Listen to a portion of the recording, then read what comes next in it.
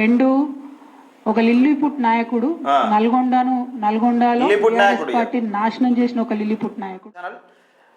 ఇక మొత్తానికి కవితక్క పాపం ఆమె పరిస్థితి ఎంత దయానీయ పరిస్థితికి వచ్చిందంటే ఆమె పరిస్థితి అసలు ఆమె గతి ఏందో ఆమెకే అర్థం కాని పరిస్థితికి వచ్చింది. ఆమె బాధ ఎవరికి చెప్పుకోలేని పరిస్థితిలో ఉన్నది కవితక్క.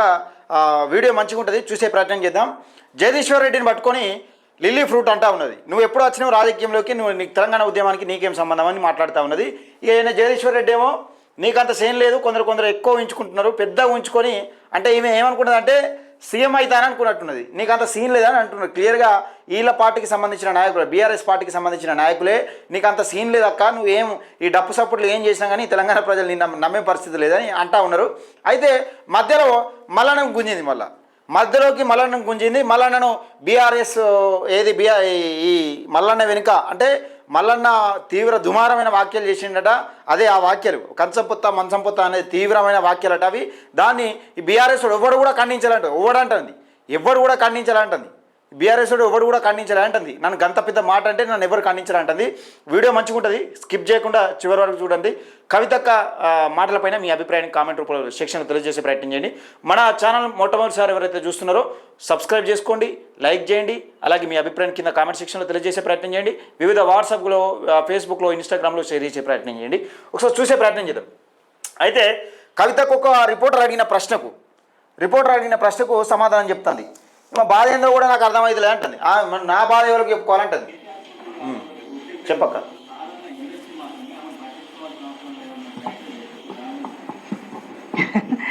ఇప్పుడు ఇక ఏం చెప్పాలన్నా నీకు నా బాధ నేనేమంటున్నా అంటే బాధ చెప్పుకోవాలని తిరంగు నువ్వు అనుచితమైనటువంటి వ్యాఖ్యలు ఒక ఇంటి ఆడబిడ్డగా నా మీద చేస్తే వాళ్ళు ఏమడిగారంటే మీ మీద గంత అనుచితమైన వ్యాఖ్యలు చేసినప్పుడు ఒక్క బీఆర్ఎస్ నాయకుడు కూడా ఎందుకు మాట్లాడలే అని అడిగారు. అంటే మీ ఇంట్లోనే నేను ఎందుకు పట్టించుకోలేదు, నువ్వు గిటువంటి కార్యక్రమాలు చేస్తూ ఉంటే మీ ఇంట్లో ఎందుకు పట్టించుకుంటలేరంటే అది వాస్తవం.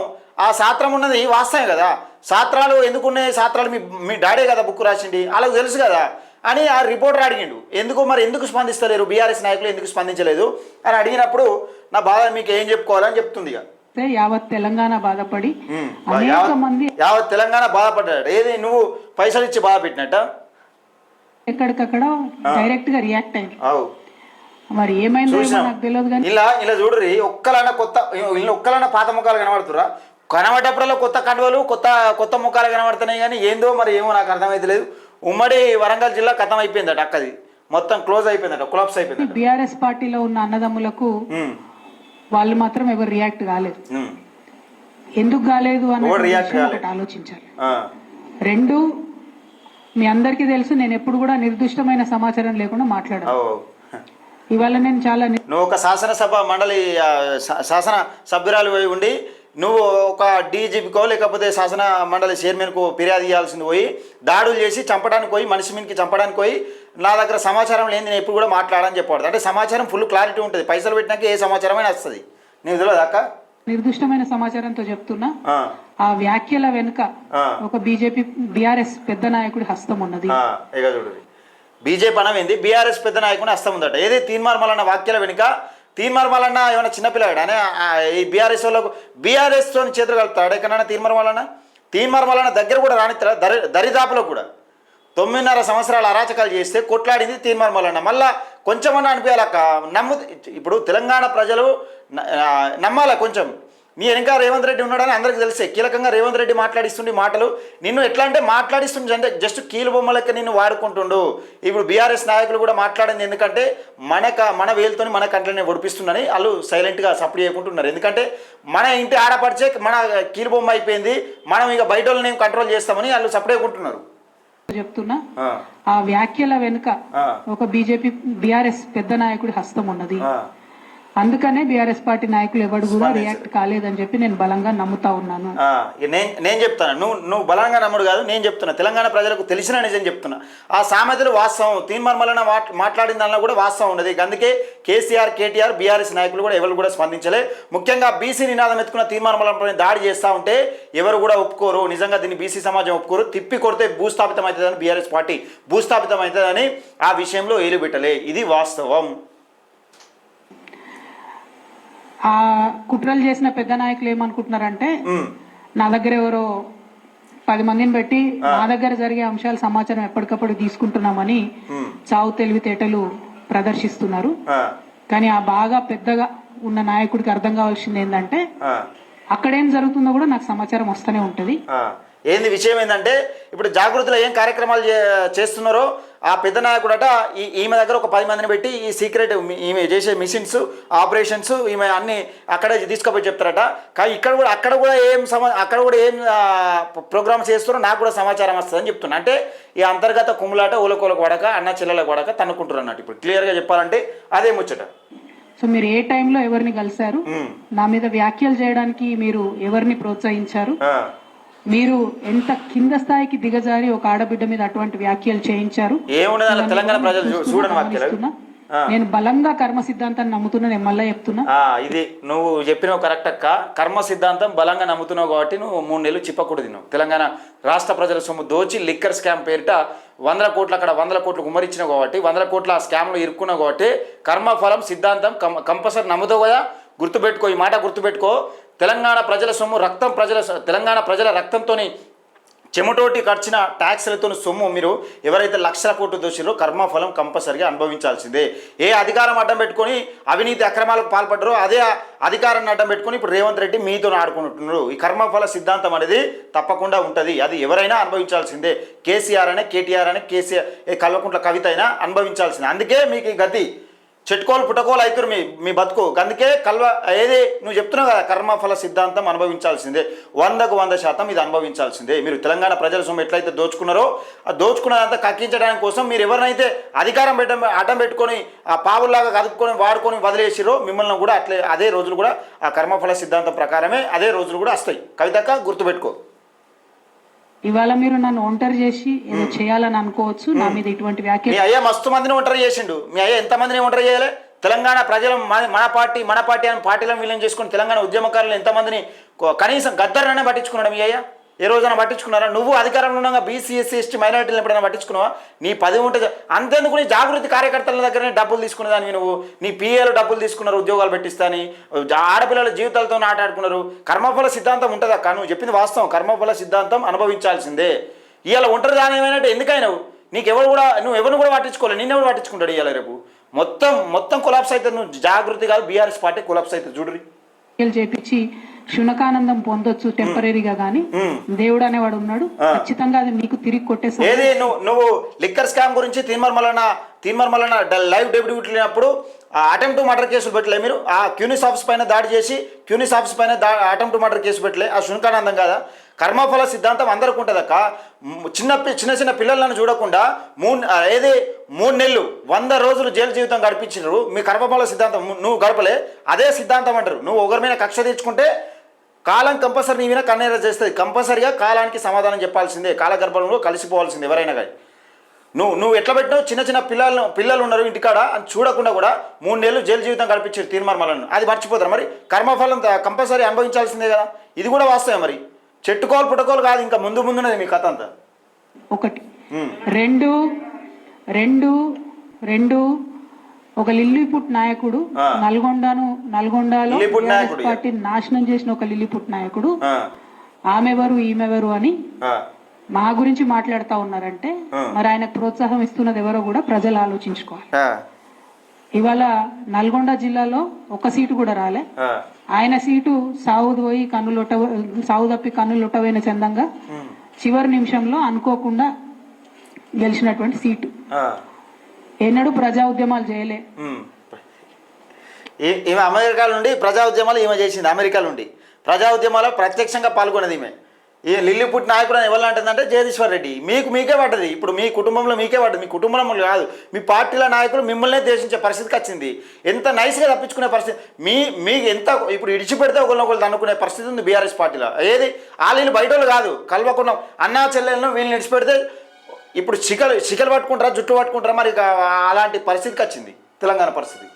కేసీఆర్ గారు లేకపోతే మరి నువ్వెవరు? అసలు కేసీఆర్ లేకపోతే ఎవరు లేరు. మరి కేసీఆర్ లేకపోతే నువ్వెవరు? మా బేబీ నేను ఇద్దరం తింటాం. మా బిడ్డలు మా అమెరికాలు ఉంటారు. మా కొడుకు బిడ్డ అమెరికాలు ఉంటారు. వాళ్ళకు రాజకీయానికి సంబంధం ఉండదు. ఎంత మోసం చేసిండు తెలంగాణ ప్రజలను. మీరు అమెరికాలో ఉంటారు, మీరు వచ్చి రాజకీయం చేయలే, 1000 కోట్లు దోసుకోలే, నేను ఇల్లు గతి లేదని బూర్జ్ ఖలీఫా ఇల్లు కొంటి నిన్నే కదా 35 కోట్లు పెట్టి ఎకరం భూమి 35 కోట్లు పెట్టి 5 ఎకరాలు కొనడానికి ప్లాన్ చేసింది. ఇవన్నీ పైసలు వెళ్ళి తెలంగాణ ప్రజల సొమ్ము కదా, దోసుకోలే అడ్డంగా ఉట్టినా పోతుందా? మరి ఇదంతా కర్మఫల సిద్ధాంతం అనుభవించాల్సిందే కదా. అది కూడా ఆలోచించుకోవాలి కదా.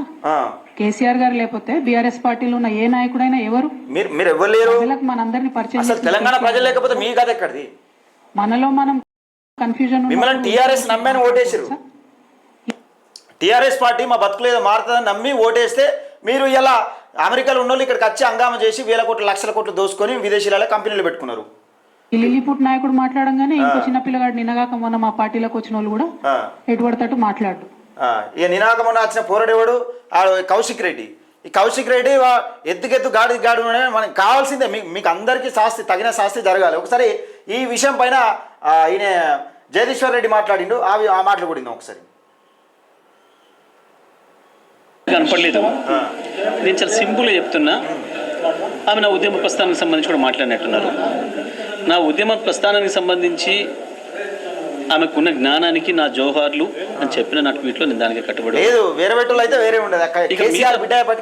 పదాలు కేసీఆర్ శత్రువులు ఎవరైతే నా గురించి వెళ్ళి మాట్లాడుతున్నారో ఈ మధ్యన వాడుతున్నారో ఆ పదాన్ని తిరిగి వల్లవేసే ప్రయత్నం చేసినందుకు ఆమెకు సానుభూతిని చెప్తున్నా తప్ప నేను అంత మించే మాట్లాడేది. ఆ ప్రయత్నానికి వారికి నా సానుభూతిని తెలియజేస్తాను. మీరు ఉమ్మడి నల్గొండ జిల్లాలో అన్ని సీట్లు కూడా ఓడిపోవడానికి కారణం పార్టీ సర్వనాశనం అయిపోవడానికి కారణం మీరు అని చెప్పి కవిత అన్నారు. గతంలో 12 సీట్లు గెలవడానికి నేనే కారణం అయితే దీన్ని కూడా నేనే కారణం నేను ఒప్పుకుంటాను. మీరు కన్ను లొట్టబోయి అనే విధంగా అంటే చాలా తక్కువ గెలిచారనే విధంగా కూడా సరే ఇదంతా జరుగుతుంది కదా. ఇక్కడ కక్కలేక మింగలేకున్నది బీఆర్ఎస్ పరిస్థితి. ఇప్పుడు కక్కలేక మింగలేక కవిత డైరెక్ట్ ఈయనేమో లిల్లీ ఫుట్ అంటుంది. ఈయనేమంటానంటే నువ్వు పెద్ద ఊహించుకున్నారు కొందరు నాయకులు, అంత సీన్ లేదు, పెద్ద ఊహించుకున్నా అంటే సీఎం రేంజ్ అంత నువ్వు కావు, నీకు క్యాడర్ లేదు, ఎప్పుడైనా కానీ వారసుడు మొగోడు అవుతాడు కానీ ఆడోళ్ళు గారు అన్నట్టు వీళ్ళు మాట్లాడారు.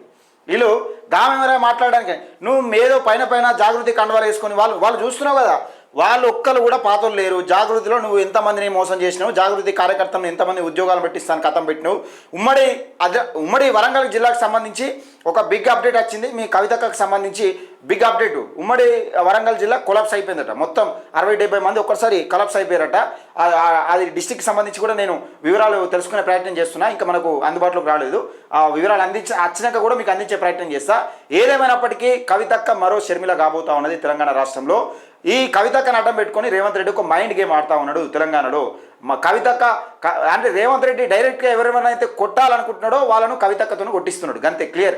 రేవంత్ రెడ్డి డైరెక్ట్ తీర్మానాలను కొట్టలేడు, ఎందుకంటే బీసీ ఉద్యమం ఎట్టుకున్నాడు కాబట్టి కాంగ్రెస్ పార్టీకి కాంగ్రెస్ పార్టీలో ఉన్న బీసీ నాయకులు, ఇతర పార్టీలో ఉన్న బీసీ నాయకులు రేవంత్ రెడ్డికి వ్యతిరేకమయ్యే అవకాశం ఉన్నది కాబట్టి కవితక్కను ప్రయోగించి తీర్మానాలను అత్యాయత్నం చేపించే ప్రయత్నం చేసిర్రు. అందులో రేవంత్ రెడ్డి 100% సక్సెస్ అయిండు, కవితక్క ఫెయిల్ అయింది. తీర్మానం ఇంకా డబుల్ సక్సెస్ అయిపోయిండు. ఎందుకంటే ఏదో ఒక బీసీల గురించి మాట్లాడుతున్న నాయకుల పైన అత్యాయత్నం చేస్తారా, ఇంత దారుణం ఉంటుందని తీర్మానాలకు సానుభూతి వచ్చింది. రేవంత్ రెడ్డి ఎన్నుకుని నడిపిస్తుందని రేవంత్ రెడ్డి ఈ రకంగా సక్సెస్ అయినా కానీ ఆ రకంగా ఫెయిల్ అయిపోయాడు. ఇది తెలంగాణ రాష్ట్రంలో జరుగుతున్నది. కర్మఫల సిద్ధాంతం మనం మాట్లాడుతున్నాం కదా కవితక్క, కర్మఫల సిద్ధాంతం తప్పకుండా ఉంటుంది. ఎందుకంటే మీరు 1,00,000 కోట్లు దోచి మీ కార్యకర్తలను కూడా కిందలో చూడకుండా మీ కార్యకర్తల దగ్గరనే డబ్బులు దోచుకొని అక్రమాలకు పాల్పడి అవినీతికి పాల్పడి బుర్జ్ ఖలీఫాల ఫ్లాట్లు కొనుక్కొని మీరు విదేశీల కంపెనీలు పెట్టుకొని 1000 కోట్ల విలువైన భూములు కొనడానికి ప్రయత్నం చేస్తున్నారు కాబట్టి కర్మఫల సిద్ధాంతం తప్పకుండా ఉంటుంది. మిత్రులారా, ఇది తెలంగాణ రాష్ట్రంలో జరుగుతున్న రాజకీయ పరిణామాలు. ఎటు చేసి మళ్ళీ తీర్మానాలను బదనం చేసే కుట్ర చేస్తూ ఉన్నారు. తీర్మానాలకు సంబంధం లేకుండా తీర్మానాలను కనీసం అటువైపు కూడా చూడడు. తీర్మానాలను అసెంబ్లీలో తప్పితే వాళ్ళ వైపు కూడా వాళ్ళతో చేతులు కలిపి సాహసం చేయడు. ఎందుకంటే గతంలో వాళ్ళ అరాచకమైన పరిపాలన వ్యతిరేకించిన ఒకే ఒక్కడు తీర్మానాలన కాబట్టి తీర్మానాలకు ఏదో రుద్దే ప్రయత్నం చేస్తున్నారు. కానీ తెలంగాణ ప్రజలు ఎవరు నమ్మే పరిస్థితులు లేదు. అసలు మీ కల్వకుంట్ల కుటుంబాన్ని ఎవడు కూడా నమ్మడు తెలంగాణలో. మళ్ళా నువ్వు జాగృతి పెట్టుకొని కొత్త దుకాణం పెట్టినా నిన్నెవడు నమ్మడు. బీఆర్ఎస్ పేరిట మళ్ళీ మా కవితకు మాకు సంబంధం లేని వాళ్ళు ఎవరు నమ్మరు. మీ పరిస్థితి మొత్తం ఏది చేసిన కర్మఫల సిద్ధాంతం అంటారు కదా, చేసిన కర్మకు మీరు ఆ కర్మ అనుభవించారు. మీరు చేసిన పనులకు చేసిన పాపాలకు కర్మఫల సిద్ధాంతం అనుభవించాల్సిందని అంటున్నావు కదా, తప్పకుండా అనుభవిస్తారు. తెలంగాణ ప్రజల సొమ్ము 1,00,000 కోట్ల అప్పు చేసి మీ 1,00,000 కోట్ల బ్యాంక్ బ్యాలెన్స్ మీ పెంచుకున్నారు తప్పితే 1,00,000 కోట్ల అప్పు తెలంగాణ ప్రజల మీద చేసిరు. తప్పకుండా ఇది కక్కిచ్చే ప్రయత్నం చేయాలి. రేవంత్ రెడ్డి మైండ్ గేమ్స్ ఆడుడు కాదు. వీళ్ళు చేసిన అవినీతి అక్రమాలను కక్కిచ్చి వీళ్ళను తీసుకునే ప్రయత్నం, బయటకు తీసుకొచ్చి ఎంతో కొంత తెలంగాణ ప్రజలకు సొమ్ము వీళ్ళని యాడ్ చేసే ప్రయత్నం చేయాలి. లేకపోతే లక్షల కోట్ల అప్పు చేసి వీళ్ళు నంగనాచిన డ్రామాలు ఆడుతూ ఉన్నారు. వేల కోట్ల విలువైన భూములు కొనడానికి ప్రయత్నాలు చేస్తూ ఉన్నారు. విదేశీయాలు కంప్లైంట్ పెట్టడానికి వీళ్ళు ఆటలు ఆడుతూ ఉన్నారు. దయచేసి మిత్రులారా, మీ అభిప్రాయం కూడా కింద కామెంట్ సెక్షన్లో తెలియజేసే ప్రయత్నం చేయండి. మన ఛానల్ని సబ్స్క్రైబ్ చేసుకోండి. ఎందుకంటే తెలంగాణ రాజకీయ పరిణామాలు రోజు రోజుకు చేంజ్ అవుతాయి. గీళ్ళు బీసీ ఉద్యమాలు చేసుడు ఏందా నాకు అర్థం కాదు. కానీ బీసీలో మనం ఉండగా, బీసీల కంటూ మనకంటూ ఒక నాయకుడు కొట్లాడంగా ఆయన పైన అటెంప్ట్ టు మర్డర్ ప్లాన్ చేస్తారు. ఆయనను నిజంగా లేపేసే ప్రయత్నం చేస్తారు. ఆయన గొంతు ముప్పించే ప్రయత్నం చేస్తారు. మళ్ళీ ఆయననే బదనం చేసే ప్రయత్నం చేస్తున్నారు. ఇప్పటికీ 22 రోజులు అవుతుంది. మరి ఏది ఏ కేసు పెట్టలే రేవంత్ రెడ్డి, ఏ కేసు పెట్టలేదు. మరి ఎవరిని లోపల వేయలే, ఎందుకు లోపల ఇస్తారు? ఇదంతా ఒక డ్రామా. ఇదంతా బీసీ ఉద్యమాన్ని పక్కదారి పట్టించేందుకు ఒక డ్రామా ఆడుతూ ఉన్నారు. దయచేసి మిత్రులారా, ఈ డ్రామాను, ఈ కల్వకుంట్ల ట్రాప్లో ఎవరు పడద్దు. ఈ డ్రామాను పసిగట్టాల్సిందే. మన నాయకునికి మనం అండగా నిలవాల్సిందే. దయచేసి ఈ వీడియోని ఎక్కువ మందికి షేర్ చేయండి, లైక్ చేయండి. మన ఛానల్ కొత్తగా చూస్తున్న ఎవరైతే ఉంటారో సబ్స్క్రైబ్ చేసుకోండి.